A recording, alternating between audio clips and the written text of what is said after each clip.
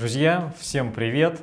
С вами Андрей, и мы продолжаем учить русский язык на канале Русторез. Напоминаю, что в субтитрах YouTube есть перевод рассказа на английский язык, но лучше пользоваться только русским текстом, который будет справа на экране. Итак, сегодня у нас зарисовка о впечатлениях туриста о древнем узбекском городе Самарканде. Поехали! Самарканд показался мне немного скучноватым и чересчур туристическим городом. И если бы не шанс взглянуть на него с необычного ракурса, то вряд ли он чем-то запомнился бы в эту поездку. В тот вечер мы совсем не планировали куда-либо залезать и просто гуляли по центру прекрасного и древнего города Узбекистана. Немного пошатавшись по практически пустому Регистану, мы были выдворены за его пределы полицией, которой тут было много.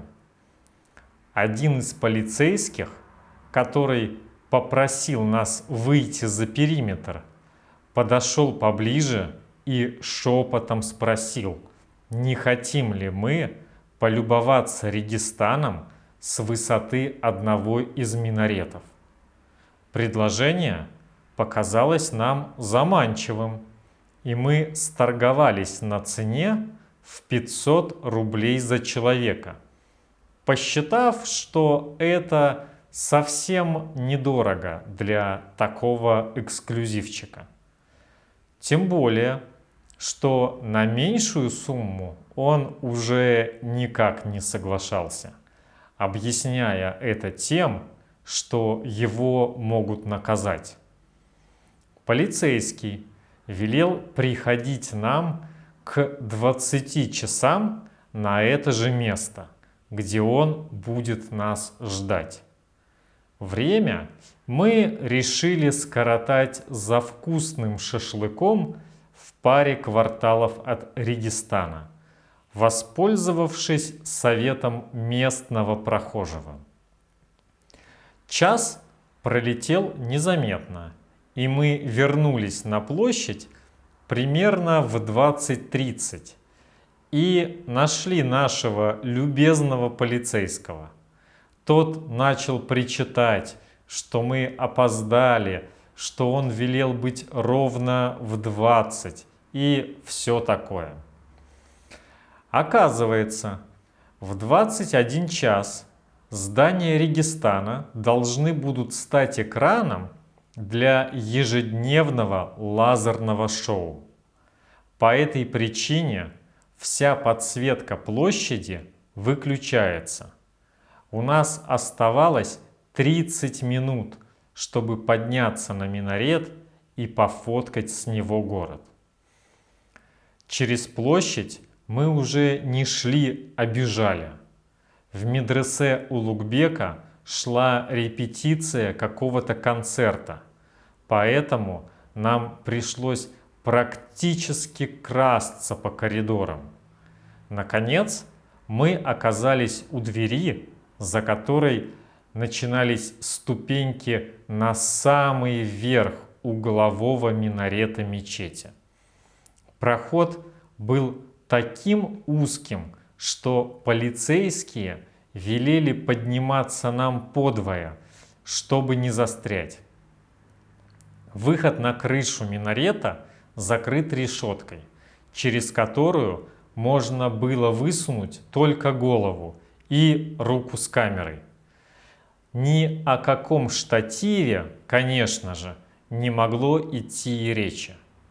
Оставалось буквально 15 минут, и быстро нащелкав кадров для панорамки, я скатился по лестнице вниз, освободив проход и обзорную площадку.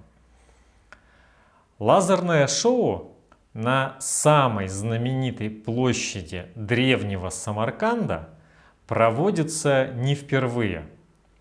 Оно длится 20 минут и рассказывает об истории Узбекистана от древности до настоящего времени, подчеркивая роль культуры страны в мировой истории.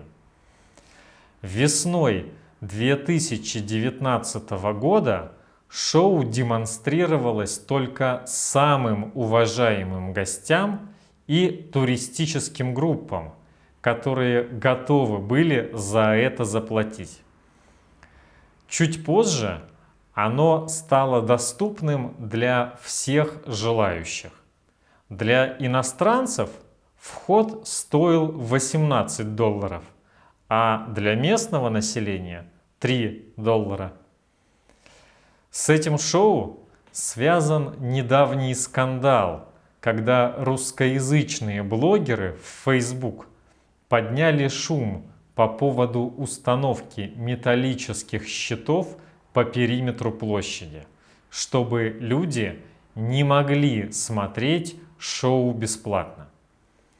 Вообще, проведение лазерного шоу на стенах Регистана является прямым нарушением Конвенции ЮНЕСКО.